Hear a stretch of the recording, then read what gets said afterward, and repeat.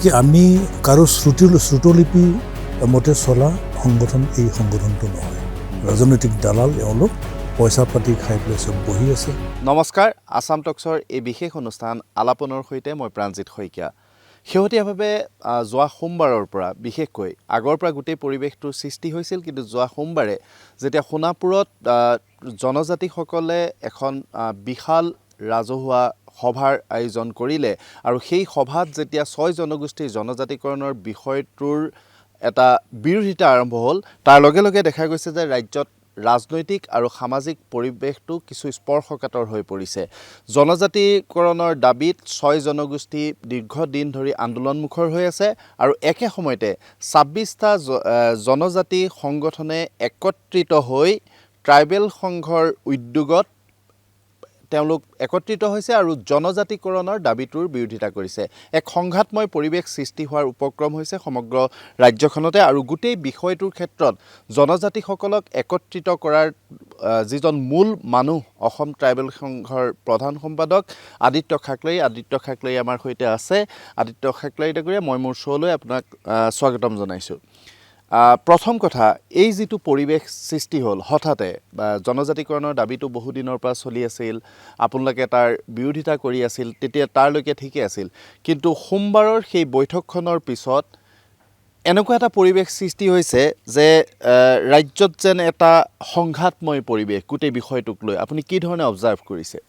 মই প্ৰথমতে ধন্যবাদ জনাইছোঁ আসাম টক্স গোষ্ঠীক মোক আমন্ত্ৰণ কৰাৰ বাবে এই আলাপন বিশেষ অনুষ্ঠানলৈ। অনুসূচীকৰণৰ এই সমগ্ৰ বিষয়টোক বিৰোধ কৰাটো আজি নতুন কথা নহয় আৰু তেওঁলোকৰ দাবীও আজিৰ নতুন কথা নহয়। দীৰ্ঘদিন ধৰি তেখেতসকলে দাবী উত্থাপন কৰি আহিছে জনজাতিকৰণৰ, আৰু ট্ৰাইবেল সংঘ বা কোঅৰ্ডিনেশ্যন কমিটিয়ে দীঘলীয়া সময়ৰ পৰা এই বিষয়টোক শংকা প্ৰকাশ কৰি আমিও বিৰোধ কৰি আহিছোঁ। যোৱাকালিৰ যি গণসমাৱেশ, এই গণসমাৱেশৰ দুটা কথা আছিল। প্ৰথম কথাটো হ'ল অসমৰ 6 বৃহৎ আৰু উন্নত জনগোষ্ঠীৰ ছেটেল ট্ৰাইব ষ্টেটাছটোক বিৰোধ কৰা। দ্বিতীয় কথাটো হ'ল বৰ্তমানে স্বীকৃত জনজাতিসকলৰ সাংবিধানিক অধিকাৰ সুৰক্ষা কৰা। এই দুটা মূল বিষয়, আৰু দুটা মূল বিষয়ে অংগাংগীভাৱে জড়িত। আৰু এই ক্ষেত্ৰত আমি দেখিছোঁ যে বিগত সময়ত কেৱল মাত্ৰ এটা জনগোষ্ঠীক, বিশেষকৈ কোচ ৰাজবংশীসকলক যেতিয়া ভাৰতৰ ৰাষ্ট্ৰপতিয়ে এক অধ্যাদেশৰ জৰিয়তে 6 মাহৰ বাবে 1996 চনত যেতিয়া জনজাতি হিচাপে স্বীকৃতি প্ৰদান কৰিলে, আমি দেখিবলৈ পালোঁ অৰ্ডিনেন্সটো পাছ হোৱাৰ লগে লগে কোচ ৰাজবংশী সন্মিলনীয়ে ৰেণ্ডমলি কাষ্ট চাৰ্টিফিকেট ইছ্যু কৰিলে, DC-সকলে কাউণ্টাৰ চাইন কৰিলে, আৰু সেই কাষ্ট চাৰ্টিফিকেটৰ ভিত্তিত বৰ্তমানে স্বীকৃত জনজাতিসকলৰ যিবোৰ উচ্চ শিক্ষা প্ৰতিষ্ঠানসমূহত সংৰক্ষণ বা সংৰক্ষিত কোটা, এই ছিটবিলাক হস্তগত কৰা আমি দেখিবলৈ পালোঁ। বিশেষকৈ medical college, engineering college, Ayurvedic college আৰু বিভিন্ন উচ্চ শিক্ষা প্ৰতিষ্ঠানত বৰ্তমানে স্বীকৃত ট্ৰাইবেলৰ ৰিজাৰ্ভ ছিটবিলাকৰ মেজৰিটি 80 to 90% ছিট হস্তগত কৰা আমি দেখিবলৈ পালোঁ। দ্বিতীয়তে আমি দেখিবলৈ পালোঁ অসম বিধানসভাৰ সমষ্টি মাজুলী, যি সমষ্টি STPৰ কাৰণে সংৰক্ষিত, সেই আসনৰ পৰাও কোচ ৰাজবংশীৰ এগৰাকী কেণ্ডিডেট কৰুণা দত্ত জিকি আহিবলৈ সক্ষম হৈছিল। তো ইয়াৰ যিটো মানে ইমপ্লিকেশ্যন খুবেই ভয়ানক। তো এটাই মাত্ৰ জনগোষ্ঠী ST হওঁতেই জনজাতিসকল সাংঘাতিক ধৰণে ক্ষতিগ্ৰস্ত হ'ল। এতিয়া আকৌ মানে ভোটৰ ওপৰত দানহ পৰা দি অসমৰ 6টাকে জনগোষ্ঠীয়ে ছেটেল ট্ৰাইব ষ্টেটাছ বিচাৰিছে, আৰু যিবিলাক জনগোষ্ঠীয়ে যিখিনি ক্ৰাইটেৰিয়া ফুলফিল কৰিব লাগে লকুৰ কমিটিৰ মতে, ভাৰত চৰকাৰে গঠন কৰি দিয়া আয়োগ লকুৰ কমিটিয়ে 5টা বিশেষ ক্ৰাইটেৰিয়া ফিক্স কৰি দিছিলে, যিখিনি ক্ৰাইটেৰিয়া ফুলফিল কৰিলেহে এটা এটা জনগোষ্ঠী ST হিচাপে ৰিকগনিশ্যনটো পাব পাৰে। এতিয়া এটা কথা কওক মোক, কোচ ৰাজবংশীৰ ক্ষেত্ৰত আপোনালোকে ক'লে আহোমসকল, চুতীয়াসকল বা মৰাণ, মটক, চাহ জনগোষ্ঠী, সেইসকলৰ ক্ষেত্ৰত আপোনালোকৰ বিৰোধিতা কি আছে? সেই একেটাই কাৰণ নে বেলেগ কিবা তেওঁলোকৰ ক্ষেত্ৰত স্পেচিফিক কিবা আমি কাৰণ আছে? মানে এটা টাৰ্ম আমি ব্যৱহাৰ কৰিছোঁ, এডভান্স এণ্ড পপুলাছ গ্ৰুপ, এইটোও কৈছোঁ। কিন্তু যোৱাকালিৰ আমাৰ যি গণসমাৱেশত আমি সামগ্ৰিকভাৱে 6 জনগোষ্ঠীকে আমি বিৰোধ কৰিছোঁ। আৰু ইয়াৰ অৰ্থটো হ'ল আজি কোচ ৰাজবংশীৰ ক্ষেত্ৰত আমি দেখিছোঁ নামনিৰ কোচ ৰাজবংশী আৰু উজনিৰ কোচ ৰাজবংশীৰ মাজত বহু পাৰ্থক্য আছে, চন্দ্ৰ সূৰ্য পাৰ্থক্য আছে। উজনিৰ কোচ ৰাজবংশীসকল খুবেই ডেভেলপ, তেওঁলোক ছ'চিয়েলি, ইকনমিকেলি, এডুকেশ্যনেলি, পলিটিকেলি এডভান্স হয়।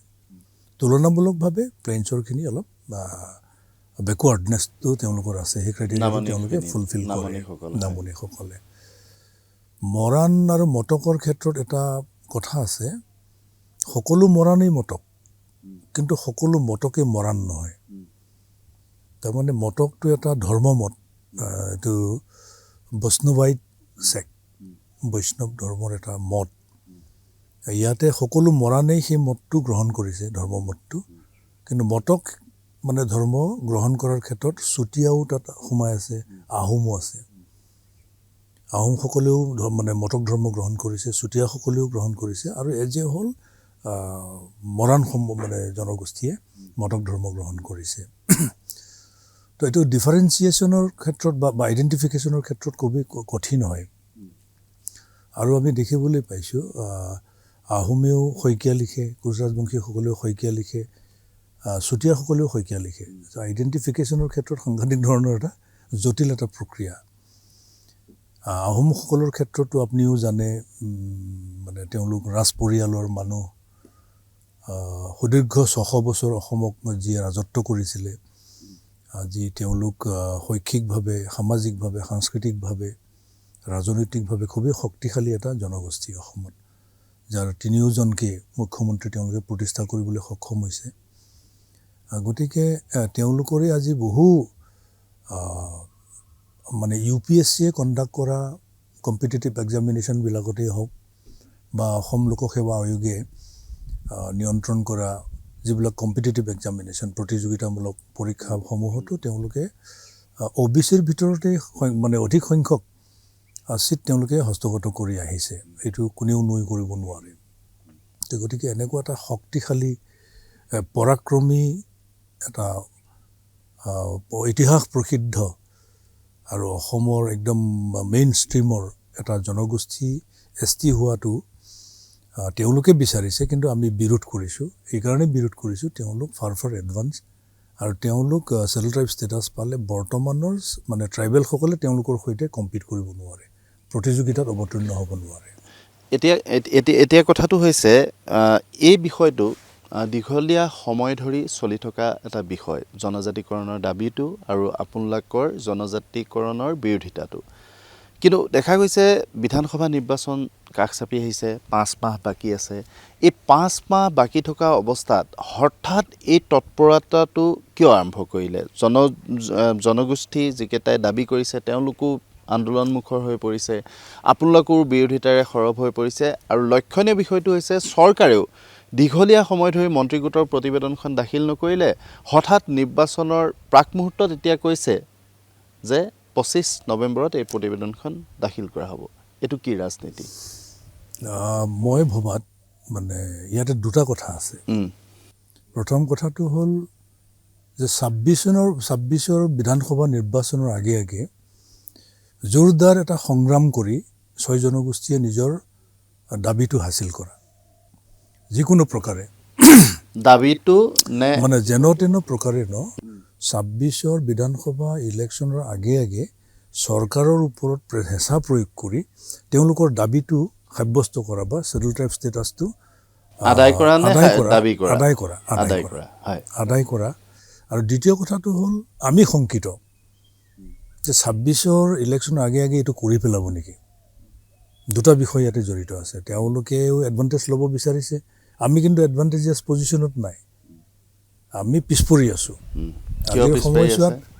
আজিৰ সময়ছোৱাত আপুনি দেখিব সকলো মানে ৰাজনৈতিক দলেই 6 জনগোষ্ঠীৰ জনজাতিকৰণটোক সমৰ্থন কৰে আৰু সকলো অসমৰ মূল ছাত্ৰ সংগঠনবিলাকে, ছাত্ৰ সন্থা AJYCPকে আদি কৰি সকলো ছাত্ৰ সংগঠনে তেওঁলোকৰ ডিমাণ্ডটোক সহায় কৰে বা কি কয় ছাপোৰ্ট কৰে। কিন্তু আমাৰ পক্ষত কোনো ৰাজনৈতিক দল নাই আজিৰ তাৰিখত। কিয় নাই? আপোনালোকৰ সংখ্যা কম? আমাৰ সংখ্যা কম, আমাৰ সংখ্যা মাত্ৰ 40 লাখ আৰু গণতন্ত্ৰতটো আপোনাৰ সংখ্যাৰ ৰাজনীতি হয়। তো গতিকে আমি অকলশৰীয়াভাৱে যুদ্ধত অৱতীৰ্ণ হ'বলগীয়া হৈছে। অকলশৰীয়াভাৱে নাই হয়, কালি 26টা জাতি জনগোষ্ঠী চেটেল ট্ৰাইব গ্ৰুপ হিচাপে আমি অকলশৰীয়া হিচাপে আমি এই আমাৰ দাবীটো সাব্যস্ত কৰিবৰ কাৰণে আমি আগবাঢ়িবলগীয়া হৈছে। তো ইয়াত আমি যিটো বুজি পাওঁ, কেৱল এটা পলিটিকেল পাৰ্টিয়ে ইয়াতে বেনিফিটেড নহয়, সকলোৰে ইয়াতে স্বাৰ্থ জড়িত হৈ আছে। সকলোৱে, কাৰণ 6 জনগোষ্ঠীটো এটা বৃহৎ সংখ্যক জনগোষ্ঠী, তেওঁলোকৰ অলমষ্ট 1.5 কোটিৰ ওপৰত, 2 কোটিৰ ওচৰা-ওচৰি জনসংখ্যা। গতিকে তেওঁলোকৰ ভোটৰ ওপৰতো চকু আছে, শাসক পক্ষৰো চকু আছে, বিৰোধী পক্ষৰো চকু আছে, বা বিভিন্ন নতুনকৈ গঠন হোৱা আঞ্চলিক দল সংগঠনবিলাকৰো চকু আছে। তাৰমানে আপুনি এইটো ক'ব বিচাৰিছে যে আপোনালোকে ৰাজনৈতিকভাৱে আপোনালোকে সুৰক্ষা, মানে মই ৰাজনৈতিক দলৰ ৰাজনীতি মানে ৰাজনৈতিক দলৰ কথাটো কৈছোঁ, ৰাজনৈতিক দলৰ ফালৰ পৰা আপোনালোকে কোনো ধৰণৰ সুৰক্ষা নাপাব? আমি সুৰক্ষা পোৱাৰ কোনো আশা দেখা নাই। সেইকাৰণে আমি শাসক পক্ষকে আমি নিবেদন কৰিছোঁ যে বৰ্তমানে স্বীকৃত জনজাতিসকলৰ যি মিনিমাম কনষ্টিটিউচনেল ৰাইটছ, সাংবিধানিক অধিকাৰখিনি যাতে খৰ্ব নহয়, এই কথালৈ লক্ষ্য ৰাখিবলৈ আমি আবেদন জনাই আছোঁ। কালিৰ যিটো সমাৱেশ আছিল, সোমবাৰৰ যিটো সমাৱেশ, সেই সমাৱেশত দেখা গৈছিল যে আপোনালোকৰ বহুকেইজন নেতা খুব এগ্ৰেছিভ হৈছিল। আদিত্য খাকলাৰীও এগ্ৰেছিভ হৈছিল আৰু আদিত্য খাকলাৰীয়ে এটা কথা স্পষ্টভাৱে কৈছিলে, যদি 6 জনগোষ্ঠীক জনজাতিকৰণ দিয়া হয়, আমাৰ দাবীৰ প্ৰতি যদি চৰকাৰে আমাৰ দাবী যদি বিবেচনা নকৰে, তেতিয়াহ'লে ইয়াৰ পৰিণাম ভয়ংকৰ হ'ব। আদিত্য খাকলাৰীৰ মুখেৰে ভয়ংকৰ শব্দটো ওলাইছিলে, পৰিণাম ভয়ংকৰ হ'ব। কি ধৰণৰ হ'ব পাৰে? কিমানলৈকে আপোনালোক আগবাঢ়িব? আমাৰ স্বাৰ্থ সুৰক্ষিত কৰি ৰাখিবৰ কাৰণে আমি 25 তাৰিখৰ যি মন্ত্ৰীগোটৰ প্ৰতিবেদন, সেইটোলৈ আমি খুব আগ্ৰহেৰে বাট চাই আছোঁ। সেইটোত মানে মেৰিটছ কি আছে, ডিমেৰিটছ কি আছে, আমাৰ পক্ষত আহিব নে বিপক্ষত আহিব, ই আমাৰ বাবে নিগেটিভ হ'ব নে পজিটিভ হ'ব, এই গোটেই বিষয়টোৰ ওপৰত গোটেইখিনি কথা নিৰ্ভৰ কৰিছে। আৰু আমাৰ স্বাৰ্থ যদি বিঘ্নিত হোৱাৰ উপক্ৰম হয়, তেতিয়া নিশ্চিতভাৱে আমি গণতান্ত্ৰিক প্ৰক্ৰিয়াৰে ইয়াৰ প্ৰতিবাদ সাব্যস্ত কৰিম, ৰাজপথলৈ আমি ওলাই আহিম আৰু প্ৰয়োজন সাপেক্ষে আমি ন্যায়ালয়ৰ কাষ চাপিবলৈও আমি সিদ্ধান্ত গ্ৰহণ কৰি থৈছোঁ। আইনগতভাৱে এইটো যুঁজ দিবৰ কাৰণে আমি প্ৰস্তুত হৈ আছোঁ। মন্ত্ৰীগোটত আপোনালোকৰ জনজাতি প্ৰতিনিধিও আছে, সেই প্ৰতিনিধিসকলক আপোনালোকে সাক্ষাৎ কৰিছেনে নাই, বা সেই তেওঁলোকৰ পৰা আপুনি কি প্ৰতিশ্ৰুতি আদায় কৰিব পাৰিছে? বিগত সময়ত আমাৰ সৈতে CC2ৰ সৈতে দুলানি আলোচনা হৈ গৈছে। আমি আমাৰ কথাখিনি খুব স্পষ্ট ৰূপত আমি জনাইছোঁ যে 6 জনগোষ্ঠী অনুসূচিত জনজাতি হিচাপে স্বীকৃতি প্ৰদান কৰিলে কি কি ক্ষতি হ'ব পাৰে, খুব যুক্তি সহকাৰে এই গোটেই কথাবিলাক আমি উপস্থাপন কৰিছোঁ। যে বিশেষকৈ ৰাজনৈতিক প্ৰতিনিধিত্বটো বৰ্তমানৰ ট্ৰাইবেলৰ একেবাৰে নোহোৱা হৈ যাব, কাৰণ ট্ৰাইবেলৰ মাজত কোনো প্ৰভেদ নাই। ট্ৰাইবেলেই হয় ভাৰতীয় সংবিধানত। আৰু বৰ্তমানৰ যি স্বায়ত্তশাসন গঠন কৰি দিছে, সেইটো 6ষ্ঠ অনুসূচীৰ স্বায়ত্তশাসনেই হওক বা non-60 অট'নমাছ কাউন্সিলেই হওক, প্ৰত্যেক অট'নমাছ কাউন্সিলৰ ৰিজাৰ্ভ ছিটবিলাকত এই 6 জনগোষ্ঠী যদি ST হয়, তেওঁলোকেও কণ্টেষ্ট কৰাৰ কাৰণে তেওঁলোকেও অধিকাৰটো পাব। তো তেতিয়া কি হ'ব, আমাৰ পলিটিকেল ৰিপ্ৰেজেণ্টেশ্যনটো নাইকিয়া হ'ব। এবাৰ কোকৰাঝাৰ কোকৰাঝাৰ এটাই মাত্ৰ STPৰ কাৰণে পাৰ্লিমেণ্ট ছিট ৰিজাৰ্ভ হয়, তাত কিস্কুৰ আপ্পাছ পাৰ্টিচিপেট কৰিছিল, কণ্টেষ্ট কৰিছিল এটা সময়ত, কিন্তু তেওঁ হাৰিল। কিন্তু কিস্কুৰাপ্পাছটো অসমৰ আদিবাসী নাছিল, তেওঁ ঝাৰখণ্ডৰ আছিলে। ST চিটটো এনেকুৱা যে ঝাৰখণ্ডৰ পৰাও আহি কণ্টেষ্ট কৰিব পাৰে। তো গতিকে এতিয়াৰ যিখিনি ৰিজাৰ্ভ চিট আছে 16টা আৰু 5টা মানে 21টা বৰ্তমান বা আফটাৰ ডিলিমিটেশ্যন, এই গোটেইবোৰ চিটত কণ্টেষ্ট কৰিব পাৰিব। ফলত হয়তো বড়ো, মিচিং বা তিৱা, ৰাভা, তাৰমানে গোটেই বিষয়টো হৈছে যে আপোনালোকৰ অস্তিত্বৰ সংকটত আশংকাত ভুগিছে আপোনালোক। নিশ্চিতভাৱে অস্তিত্বৰ আশংকাত আমি ভুগিছোঁ আৰু আমি অস্তিত্বৰ শংকাত ভুগিবলৈ বাধ্য হৈছোঁ। কাৰণ পলিটিকেল মুভ এইটো ৰাজনৈতিক সদিচ্ছাৰ ওপৰতে গোটেইখিনি কথা নিৰ্ভৰ কৰে। আজি আমাৰ ভয় লগা কথাটো হ'ল যে কনষ্টিটিউশ্যন ছেটেল ট্ৰাইব এমেণ্ডমেণ্ট বিল 2019 অলৰেডি টেবুল কৰা হৈ আছে ৰাজ্যসভাত। আৰু ৰাজ্যসভাত এটা বিল যেতিয়া উত্থাপন হয় সেই বিলটো কেতিয়াও লেপছ নহয়। ৰাজ্যসভাৰ বিলসমূহ যিকোনো সময়তে ডিবেট ডিছকাশ্যন হ'ব, যিকোনো সময়তে সেই বিলটো পাছ হৈ যাব। আৰু সেই বিলটো যদি ৰাজ্যসভাত পাছ হয় তো অট'মেটিকেলি লোকসভাতো সেইটো পাছ হৈ যায়। আৰু লোকসভাত আজিৰ তাৰিখত শাসকীয় পক্ষৰ MPৰ সংখ্যাটো বেছি।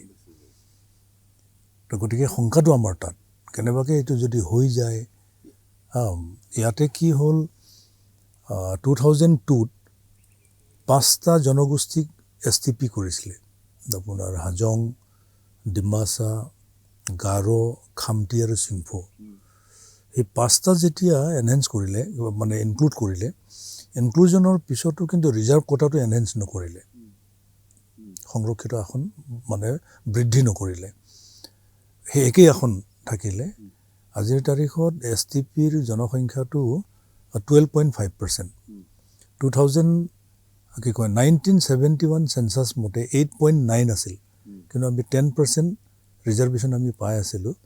এতিয়া 5টা জনগোষ্ঠী সন্নিৱিষ্ট কৰাৰ পিছত আজিৰ তাৰিখত 12.5% STP পাৰ্চেণ্টেজ। এই কথাটো স্পষ্ট কৰি দিয়ক, সেইটোক লৈ এটা সংঘাত হৈছে যে তেতিয়াৰ কংগ্ৰেছ চৰকাৰে যেতিয়া বিধানসভাত বিধেয়কখন আনিছিল, প্ৰস্তাৱটো আনিছিল, তেতিয়া কংগ্ৰেছ চৰকাৰে কৈছিল যে সকলো বা বৰ্তমানৰ থকা জনজাতিসকলৰ স্বাৰ্থ বিঘ্নিত নকৰাকৈ এই 6 জনগোষ্ঠীক জনজাতিকৰণ দিব লাগে।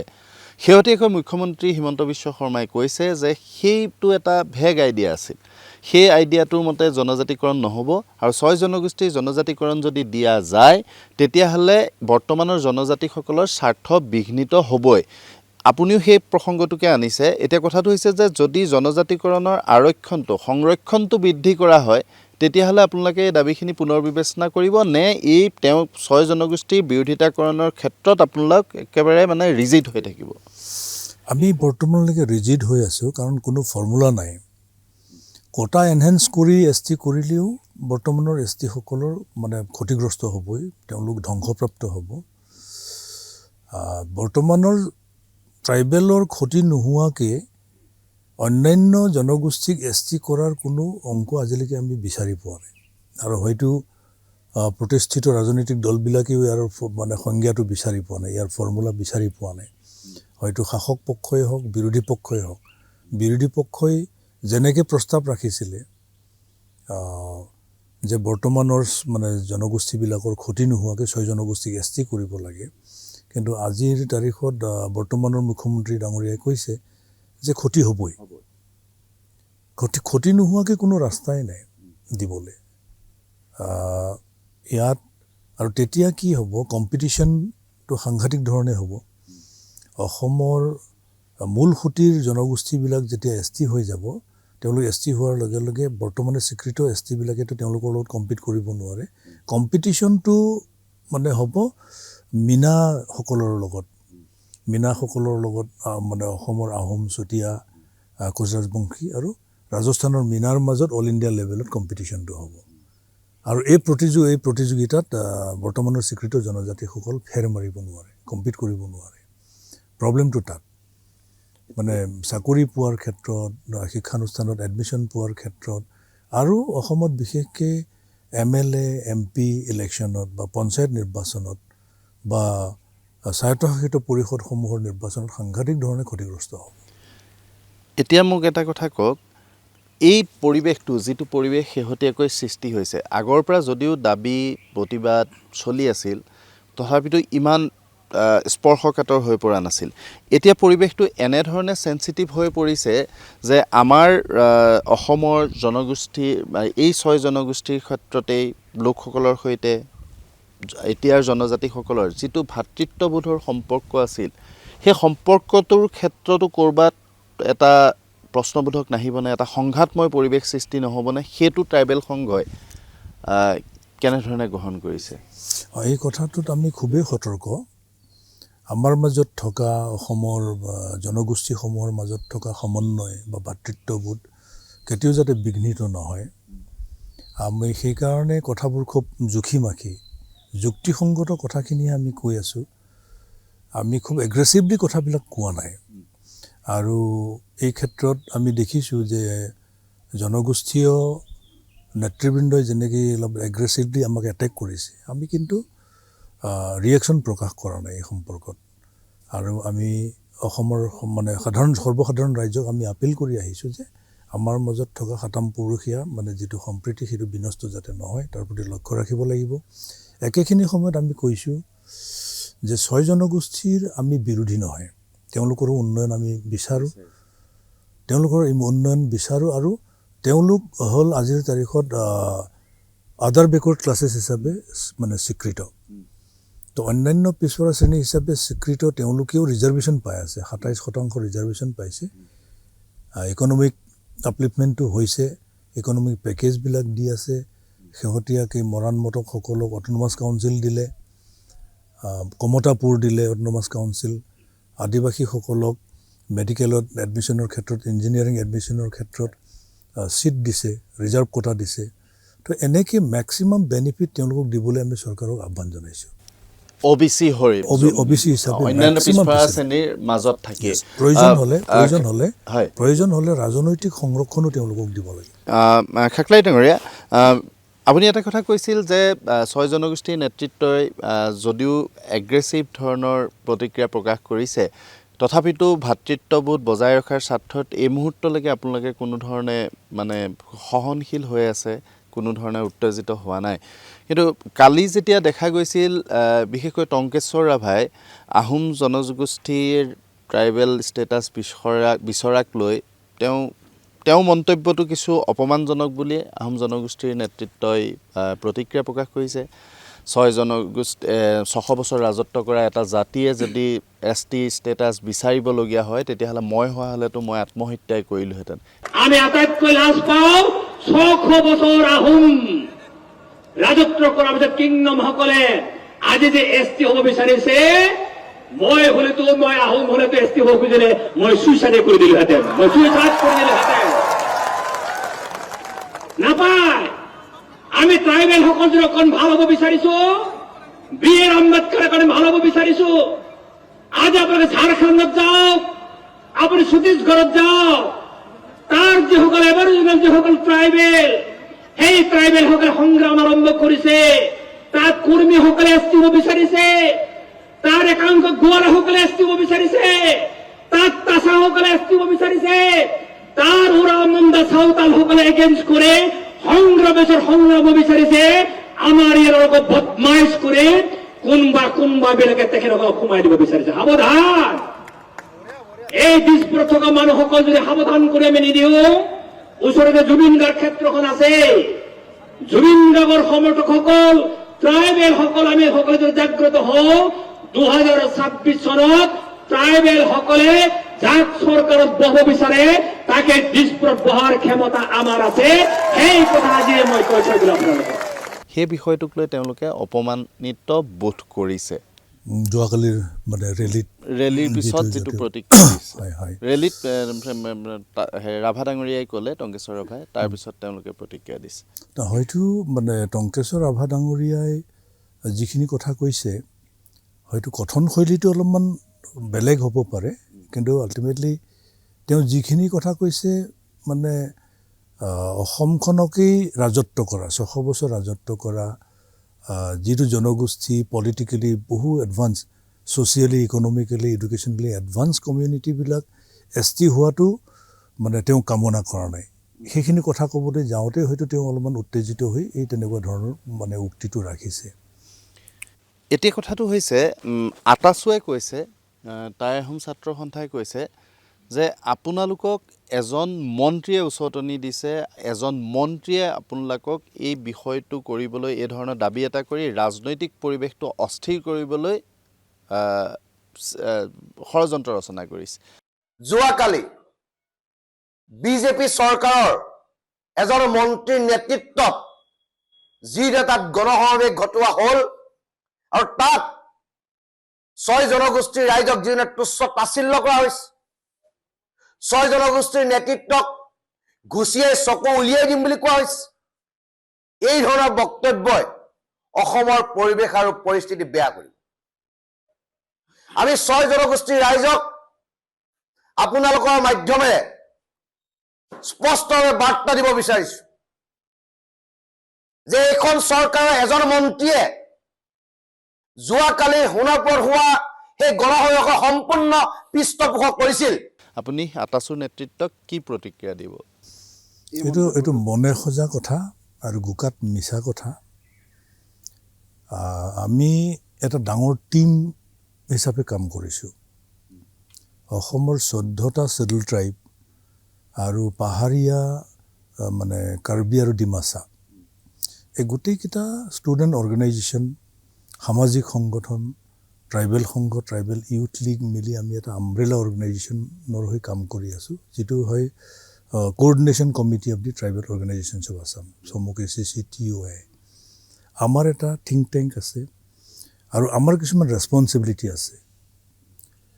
এই বিপদৰ সময়ত আমি ভালদৰে সংগঠিত হৈছোঁ আৰু সংগঠিত ৰূপত আমাৰ মনৰ কথাখিনি আমি কৈছোঁ। গতিকে আমি কাৰো শ্ৰুতলিপি মতে চলা সংগঠন এই সংগঠনটো নহয়। কমপ্লিটলি এইটো নন পলিটিকেল বডি হয়। ষ্টুডেণ্ট অৰ্গেনাইজেশ্যনবিলাক, ট্ৰাইবেল সংঘ এটা non political organisation, youth league non political, আৰু গোটেইকেইটা ষ্টুডেণ্ট অৰ্গেনাইজেশ্যন নন পলিটিকেল। আমাৰ মাজত এটা সুসম্পৰ্ক আছে, সমন্বয় আছে। আমাৰ মাজত আমি গোটেই কথাবিলাক বিচাৰ বিশ্লেষণ কৰোঁ যে এই সময়টো কি, নিৰ্বাচন আহি আছে, নিৰ্বাচনত চৰকাৰে যিকোনো মুহূৰ্তত ভোটৰ স্বাৰ্থত, হ্ৰস্বকালীন মুনাফাৰ স্বাৰ্থত, ভোটৰ স্বাৰ্থত কৰি দিব পাৰে। যদি 6 জনগোষ্ঠীক ST কৰে তেতিয়াহ'লে আমাৰ কৰণীয় কি থাকিব, আমি কেনেকৈ প্ৰতিবাদ সাব্যস্ত কৰিম, এই লৈ আমাৰ টাইম টু টাইম মন্থন হৈ থাকে, চিন্তন বৈঠক হয়, আৰু এই বৈঠকবিলাকতে আমি সিদ্ধান্তবিলাক গ্ৰহণ কৰোঁ। আমি দেখিছোঁ যে উজনিত মৰাণসকলে হওক, চুতীয়াসকলেই হওক, বা আহোমসকলেই হওক, বা ট্ৰাইবসকলেই হওক, সমগ্ৰ অসমত তেওঁলোকে আন্দোলন গঢ়ি তুলিছে ছেটেল ট্ৰাইব ষ্টেটাছ ডিমাণ্ড কৰি। তো এইখিনি মুহূৰ্তত আমি হাত সাৱটি বহি থাকিলেতো ঠিক নহয়। অসমৰ জনজাতি ৰাইজে আমাক আঙুলি টোৱাব, তেতিয়া ক'ব এইকেইজন চব দালাল, ৰাজনৈতিক দালাল, এওঁলোক পইচা পাতি খাই পেলাই চব বহি আছে। 6 জনগোষ্ঠীৰ ৰাইজ মানে গোটেই তেওঁলোকৰ আন্দোলন তুংগত তুলি ধৰিছে, তেওঁলোকৰ দাবী। এই মুহূৰ্তত CCটো নীৰৱে আছে, এই মুহূৰ্তত ট্ৰাইবেল সংঘ নীৰৱে আছে। তেওঁলোকৰ একো কৰণীয় নাই নেকি, তেওঁলোকৰ কোনো দায়বদ্ধতা নাই নেকি, এই প্ৰশ্নবিলাক আহিব। তো গতিকে বহুখিনি কথা আছে, আমাক কোনো উচতাব নালাগে। এই ইছ্যুটোত মই ব্যক্তিগতভাৱে 94ৰ পৰা জড়িত। চিন্স 1994 মই যেতিয়া ট্ৰাইবেল ষ্টুডেণ্টছ ফেডাৰেশ্যনত আছিলোঁ তেতিয়াৰ পৰা আমি অপ'জ কৰিছোঁ। কিন্তু তেতিয়া আমাৰ যি আনইকুইভোকেল অপজিশ্যন আছিলে, দ্বিধাহীন যি আমাৰ মানে বিৰোধিতা, সেই তৎসত্বেও কেন্দ্ৰীয় চৰকাৰে 96ত কোচ ৰাজবংশীক এটা অধ্যাদেশৰ জৰিয়তে ST কৰিছিল। আৰু আজিৰ তাৰিখৰ পৰিস্থিতি পৰিৱেশটো সম্পূৰ্ণ সুকীয়া। তেওঁলোকৰ লগত শাসক পক্ষ আছে, তেওঁলোকৰ লগত বিৰোধী পক্ষ আছে, ৰাইজৰ দল আছে, অসম জাতীয় পৰিষদ আছে। প্ৰত্যেক ৰাজনৈতিক দলেই তেওঁলোকৰ দাবীক সমৰ্থন কৰে। আৰু আমাৰ লগত কোনো পলিটিকেল পাৰ্টি নাই, সদৌ অসম ছাত্ৰ সন্থা আমাৰ সৈতে নাই, বা অসম জাতীয়তাবাদী যুৱ ছাত্ৰ পৰিষদ আমাৰ দাবীক সমৰ্থন নকৰে। খাকলাই ডাঙৰ, মই আলোচনা অব্যাহত ৰাখিম। এইখিনিতে মই আলাপনত ল'ব খুজিছোঁ এক চমু বিৰতি। খন্তেক বিৰতিৰ পিছত পুনৰ উভতি আহিছোঁ আলাপনৰ মাজলৈ। আজি যিটো টংকেশ্বৰ ৰাভাৰ মন্তব্য আহোম জনগোষ্ঠী সংক্ৰান্তত, সেই লৈতো সদৌ অসম ছাত্ৰ সন্থাৰ সাধাৰণ সম্পাদকে প্ৰতিক্ৰিয়া প্ৰকাশ কৰিছে আজি, যে সেইটো অপমানজনক মন্তব্য বুলি কৈছে, আৰু এই ধৰণৰ মন্তব্য নিদিবলৈ আপোনালোকক সতৰ্ক কৰি দিছে। এটা কি হয় মানে কি, মাছ ৰেলী এটা যেতিয়া হয়, আমি যেতিয়া অতিথিবিলাক মাতো, অ'পেন ছেশ্যন যেতিয়া হয়, অ'পেন ছেশ্যনৰ বক্তব্যবিলাক কেতিয়াবা কিবা এটা সময় পৰিস্থিতি সাপেক্ষে তেনেকুৱা ধৰণৰ মানে স্পীচটো শ্লিপ অফ টাঙো হৈ যাব পাৰে, হয়তো শব্দ যেতিয়া বিচাৰি নাপায় তেনেকুৱা ধৰণৰ শব্দ নিৰ্গত হয়। আৰু ভৱিষ্যতে আমি সতৰ্ক হ'ম এই ভৱিষ্যতৰ সভাবিলাকত যাতে তেনেকুৱা ধৰণৰ বক্তব্যটো নাহে। এতিয়া ৰাজনৈতিক প্ৰসংগটোলৈ আহিছোঁ। টংকেশ্বৰ ৰাভাই কালি কৈছে, কাৰণ মই টংকেশ্বৰ ৰাভাৰ কথাটো এইকাৰণেই কৈ আহিছোঁ, টংকেশ্বৰ ৰাভাৰ যিটো ৰাজনৈতিক দলৰ তেওঁ নেতৃত্বত আছে, সেই ৰাজনৈতিক দলটো শাসকীয় মৰ্চাৰ অংশীদাৰ দল। তৎসত্বেও কালিৰ সমাৱেশখনত টংকেশ্বৰ ৰাভাই বিজেপি চৰকাৰ উফৰাই পেলোৱাৰ হুংকাৰ দিছে। আপুনিও কৈছে যে আমি এইটো সহ্য কৰি নাথাকিম। আজিৰ দিনটোত বিজেপিৰ চৰকাৰখন, বিজেপি দল ক্ষমতালৈ অহা নহাৰ ক্ষেত্ৰত 40 লাখ ট্ৰাইবেলে কি ধৰণৰ ভূমিকা ল'ব পাৰে বুলি আপুনি ভাবে? তাতকৈতো তেওঁলোকৰ শক্তিটো বহুত বেছি, যিটো কথা আপুনি বাৰে বাৰে কৈ আছে। শক্তি বহুত, কিন্তু ট্ৰাইবেলটো হয় এন ব্লক। ট্ৰাইবেলৰ ভোটিংটো এন ব্লক ভোটিং হয়। ট্ৰাইবেল য'ত যায় একেলগে যায়, কিন্তু অন্য জনগোষ্ঠীৰ ভোটবিলাক এন ব্লক নহয়, এবছলিউট নহয়।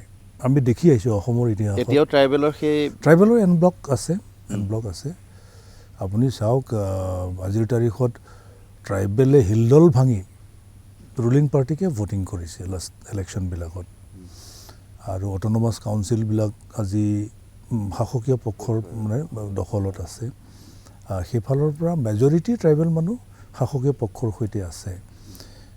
এই গোটেই ফৰ্মুলাটো আছিল আপোনাৰ কংগ্ৰেছ দলৰ। অসমৰ মানে কোচ ৰাজবংশীকে আদি কৰি 6 জনগোষ্ঠীক জনজাতিকৰণ কৰা, এইটো এটা হ্ৰস্বম্যাদী ৰাজনৈতিক এটা আকাংক্ষা পুহি ৰাখি পেলাই এই ফৰ্মুলাটো আৱিষ্কাৰ হৈছিল। আৰু ইয়াতে এটা খুব গুৰুত্বপূৰ্ণ কথা এটা আছে। আহোম জনগোষ্ঠীয়ে ST ডিমাণ্ড কৰা ইয়াৰ নেপথ্যত এটা সাংঘাতিক ধৰণৰ এটা মানে এপ্ৰিহেনশ্যন আছে, শংকা আছে তেওঁলোকৰ, যে কেনেবাকৈ আজি আদিবাসীসকল বা খাৰিয়া, মুণ্ডা, চাওতাল, চাওৰাসকল তেওঁলোক বেলেগ ষ্টেটত ST, কিন্তু ষ্টেট বেৰিয়াৰ থকাৰ কাৰণে অসমত আজিৰ তাৰিখত তেওঁলোক ST হ'ব পৰা নাই, বাধা আছে। মানে ষ্টেট বেৰিয়াৰৰ কাৰণে তেওঁলোক হোৱা নাই। আৰু এইবাৰ কেনেবাকৈ যদি তেওঁলোক ST হৈ যায়, আদিবাসীসকল বা চাহ বাগানীয়াসকল বা চাহ জনজাতিসকল আপুনি যিয়ে নকওক কিয়, তেওঁলোকৰ মানে জনসংখ্যা ইয়াতে তেওঁলোকে 80 লাখ বুলি কৈ আছে, আৰু 100 সংখ্যক উজনিতে তেওঁলোক যদি ST হয়, তেতিয়াহ'লে আহোমৰ পলিটিকেল ৰিপ্ৰেজেণ্টেশ্যনটোৰ প্ৰতি এটা চেলেঞ্জ আহিব, যাৰ কাৰণে টাই আহোম ছাত্ৰ সন্থাই এই দাবীটো সজোৰে উত্থাপন কৰি আছে। শংকা তেওঁলোকৰো আছে। সেইকাৰণে এজ এ হোল আমি 6 কমিউনিটিকে আমি কৈছোঁ যে ST কৰিব নালাগে, OBC হিচাপে প্ৰয়োজন হ'লে পলিটিকেল ৰিজাৰ্ভেশ্যন দি। সেই আপুনি যিটো কথা ক'লে, আহোমৰ যিটো শংকাৰ কথা কৈছে আহোম জনগোষ্ঠীৰ, সেই পলিটিকেল ৰিপ্ৰেজেণ্টেশ্যনটো OBC দি কৰিলেও একেটা শংকা থাকি যাব ৰিজাৰ্ভেশ্যনৰ ক্ষেত্ৰত। নাথাকিব। আজি য'ত আপুনি চাওক, আহোম টাই আহোমৰ প্ৰতিনিধি আছে, সেই তেনেকেই তেওঁলোকৰে প্ৰতিনিধি থাকিব। মানে আপুনি জনগোষ্ঠী ৱাইজ ৰিজাৰ্ভেশ্যনৰ কথা কৈছে? জনগোষ্ঠী ৱাইজ নহয়, OBC হিচাপে ৰিজাৰ্ভেশ্যন। OBC তেওঁলোকেও এতিয়াও কণ্টেষ্ট কৰে, তেতিয়াও কণ্টেষ্ট কৰিব, কিন্তু এতিয়াও আহোমৰ ৰিপ্ৰেজেণ্টেশ্যন যথেষ্ট আছে, আৰু টি ট্ৰাইবেলৰ ৰিপ্ৰেজেণ্টেশ্যন আছে। গতিকে ৰিপ্ৰেজেণ্টেশ্যনটো ইকুৱেলি থাকিব।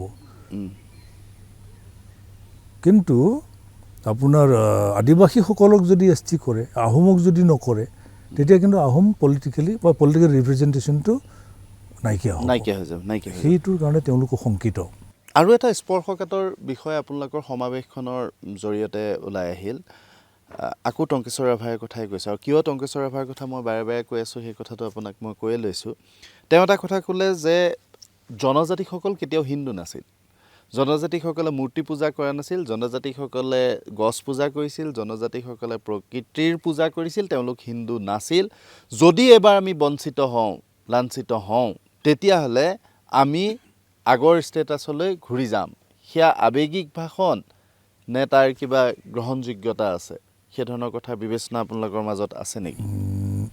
কিন্তু মানে নেচাৰেলি অসমৰ আজিৰ তাৰিখত যিসকল মানে যিবোৰ জনগোষ্ঠী ট্ৰাইবেল, এইটোতো সঁচা কথা অতীজতে তেওঁলোক হিন্দু নাছিলেই বা খ্ৰীষ্টিয়ানো নাছিল। তেওঁলোকৰ নিজা নিজা দেৱতা আছিল, নিজা নিজা ৰিলিজিয়াছ প্ৰেক্টিছ আছিল, ফেইথ আছিল। আনকি হিন্দুৰো লোৱা নাছিল বহু বছৰ আগলৈকে। বড়োই হওক, মিচিঙেই হওক, তিৱা ৰাভাই হওক, মহিলাসকলে হিন্দুৰো শিৰত লোৱা নাছিল।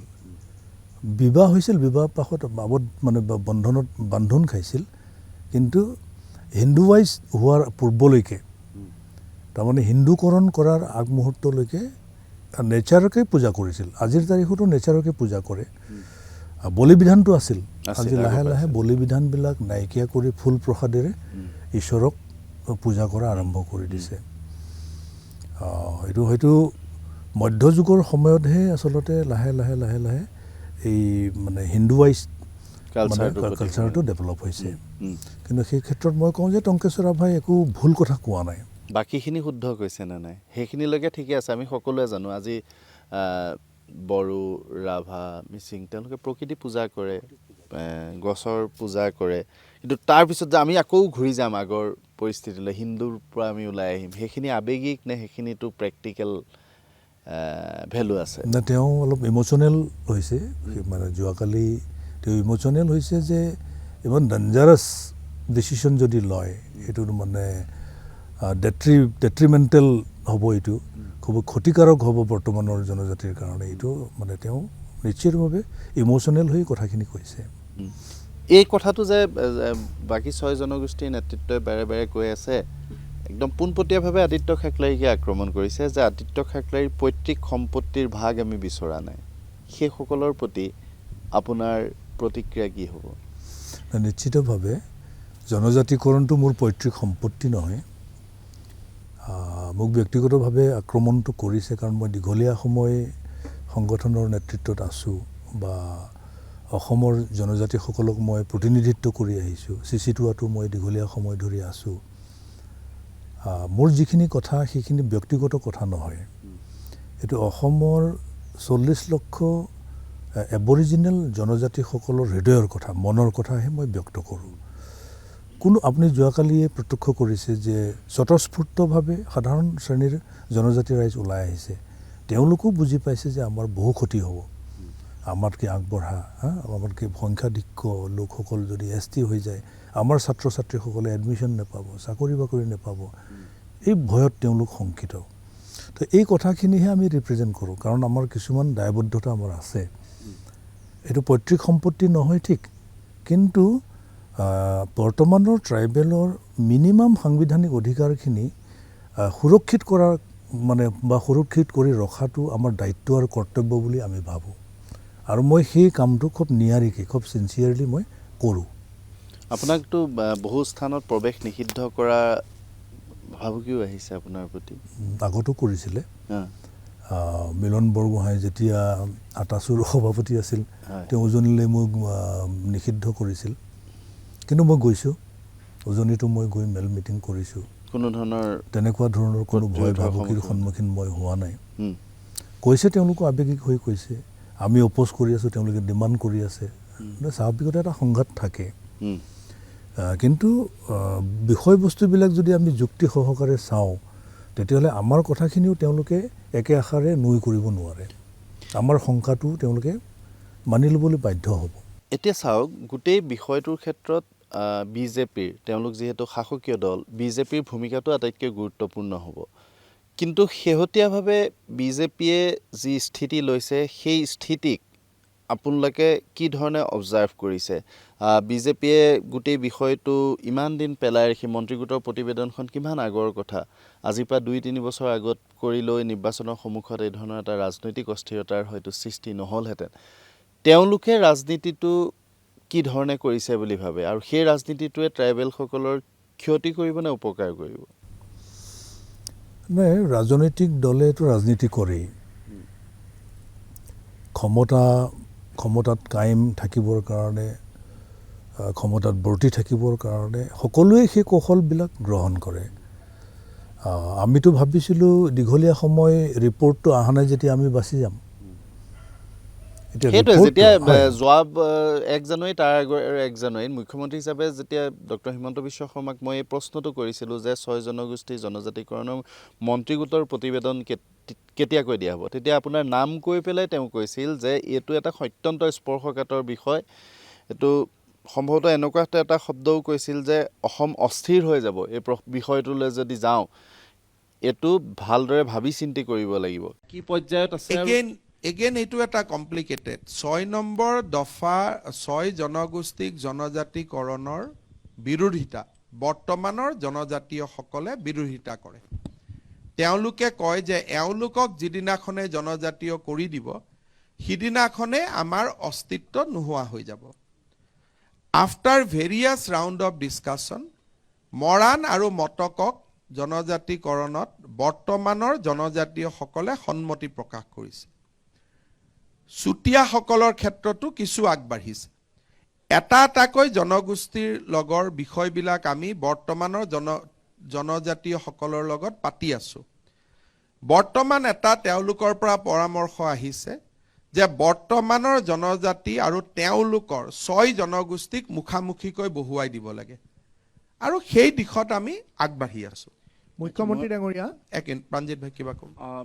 এই যিখন প্ৰতিবেদন ইয়াৰ পৰা যোৱাৰ কথা আছিলে, যিখন আপোনালোকৰ কেন্দ্ৰীয় চৰকাৰে, সেইখন প্ৰতিবেদনটো দিবই নোৱাৰে। সেইখন প্ৰতিবেদন দিলেইতো অসমত এটা ৰক্তাক্ত সংঘাত, ইয়াৰ পিছৰ পৰ্যায়ত সেইটো হ'ব লাষ্ট ষ্টেজ।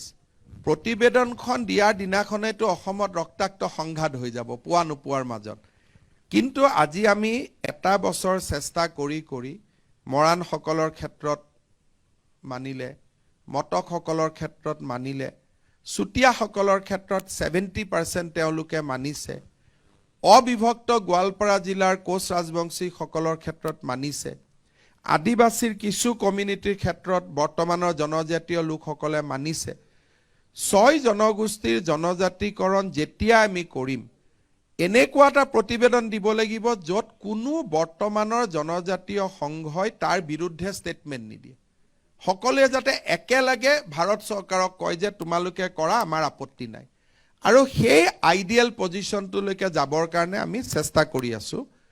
অহা কেইটামান মাহত 6 জনগোষ্ঠী আৰু CC2 যিটো জনজাতীয় লোকসকলৰ উমৈহতীয়া মঞ্চ, 2টা মঞ্চৰ মাজত মুখামুখিকৈ আলোচনা হ'ব। আৰু মই ভাবোঁ যে লাহে লাহে লাহে লাহে পৰিৱেশটো হৈ গৈ থাকিব। আৰু বহুত বেছি এইটো যদি কাৰোবাৰ আৱেগক নামানি আমি আগবাঢ়ি যাব লাগে, ইট উইল বেকফায়াৰ। কিন্তু সেই বিষয়টো সেই ধৰণে ভাবি চিন্তি এতিয়া কৰিবলৈ গৈ আছে নে এতিয়া ৰাজনৈতিক উদ্দেশ্যত কামখিনি আগবঢ়াই? আমি যিটো দেখিছোঁ চৰকাৰৰ এটা মানে বক্তব্য মই মাজত শুনিছিলোঁ যে গভৰ্ণমেণ্ট ইম্পাৰ্চিয়েল, মানে নিউট্ৰেল, গভৰ্ণমেণ্ট নিৰপেক্ষ বুলি কৈছে। গভৰ্ণমেণ্টটো ডেফিনেটলি নিৰপেক্ষ হ'বই লাগিব, কিন্তু এইটোও চাব লাগিব যে এক্সিষ্টিং ট্ৰাইবেলৰ মিনিমাম কনষ্টিটিউচনেল ৰাইটছ যাতে হেম্পাৰ নহয়, সেইটোলৈ লক্ষ্য ৰাখিব লাগিব। কাৰোবাক আপুনি ফেভাৰ কৰিবলৈ যাওঁতে অন্য কাৰোবাক যাতে আপুনি ক্ষতি নকৰে, সেই তালৈকো চৰকাৰে লক্ষ্য কৰাটো চৰকাৰৰ দায়িত্ব আৰু কৰ্তব্য বুলি। সেই লক্ষ্য কৰা পৰ্যায়লৈ যদি যায়, আপুনি অথনিৰ পৰা কৈ অহা কথাখিনিৰ পৰা আঁতৰি যোৱা হ'ব। আপুনি যে আপুনি আমাক ছেফ গাৰ্ড দিব লাগিব, তেওঁলোকে ক'ব যে মই ছেফ গাৰ্ড দিছোঁ, এই ধৰণে ছেফ গাৰ্ড দিছোঁ। আমি চাই লওঁ, 25 তাৰিখৰ প্ৰতিবেদনখন আমি অধ্যয়ন কৰি লওঁ। মই আপোনাক কৈছোঁ সেইটো আমাৰ কাৰণে পজিটিভ হ'ব নে নিগেটিভ হ'ব, সি আশাব্যঞ্জক হ'ব নে আমাৰ কাৰণে কাল হ'ব, সেইটো আমি চাই ল'ম। চোৱাৰ পিছত আমাৰ প্ৰতিক্ৰিয়াটো আমি ব্যক্ত কৰিম।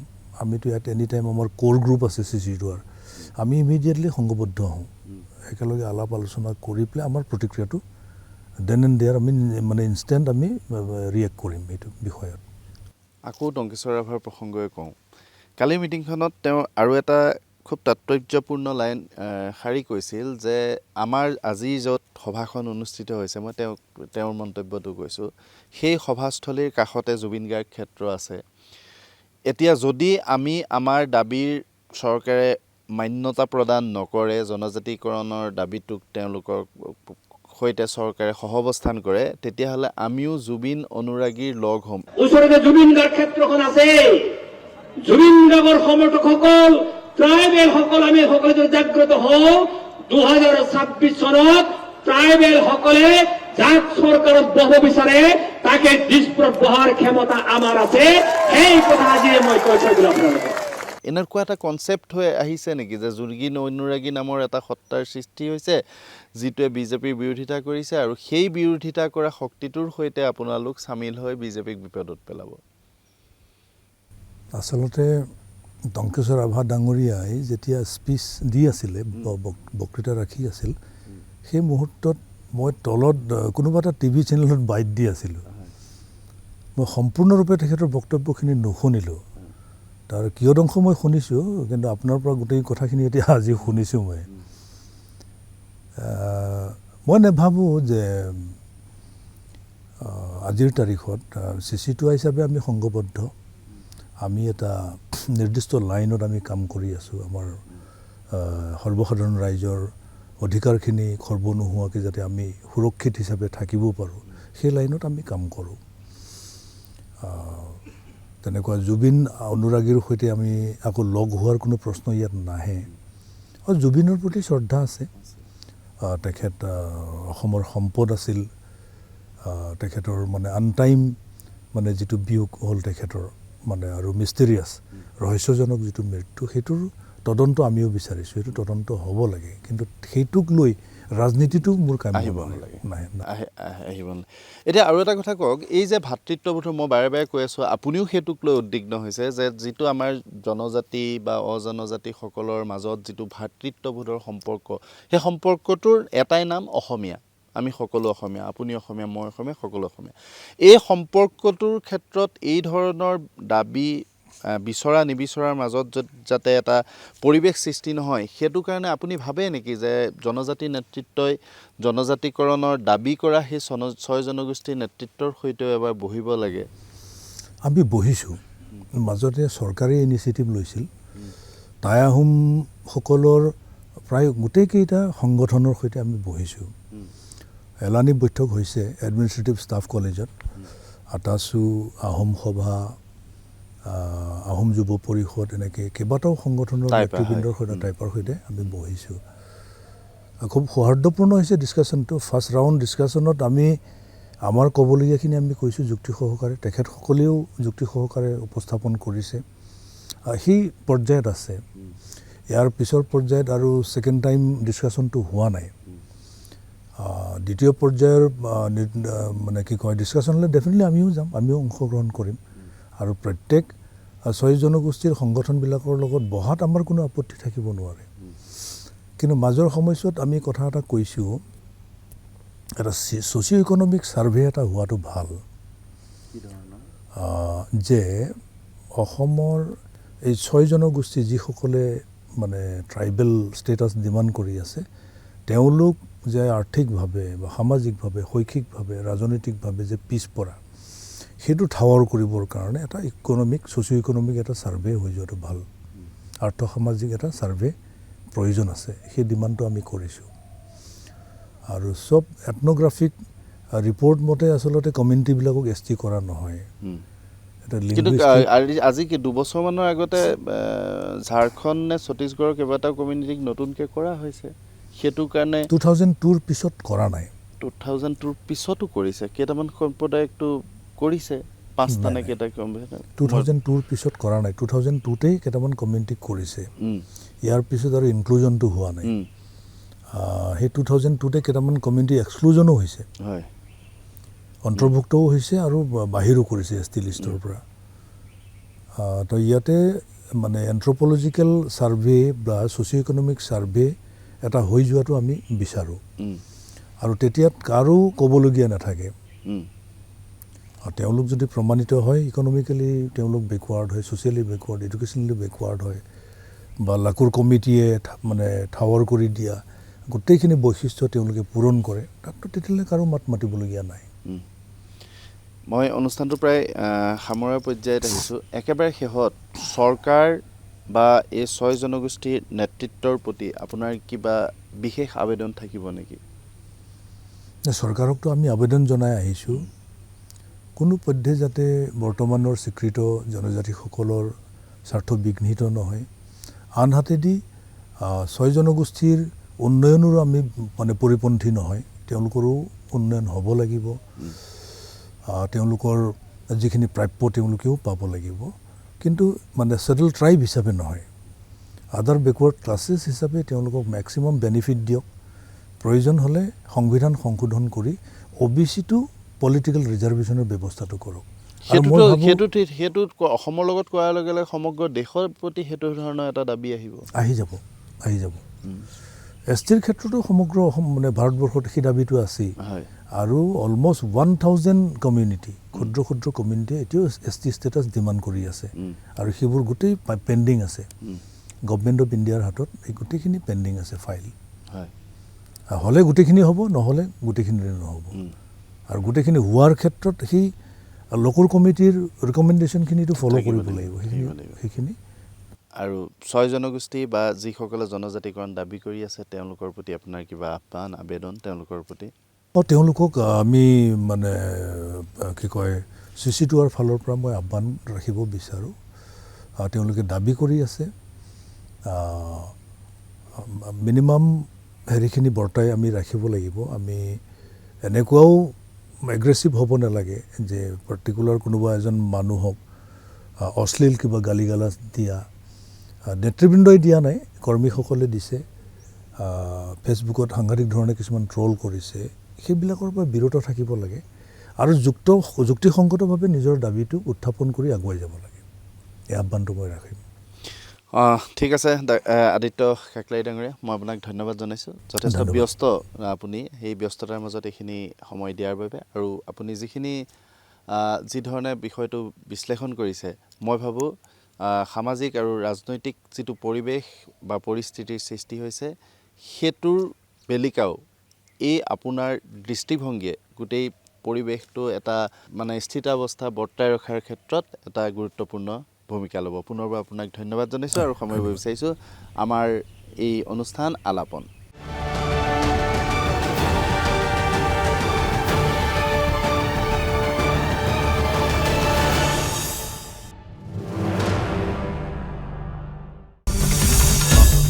আসাম টক্স, আপোচবিহীন অসম কণ্ঠ।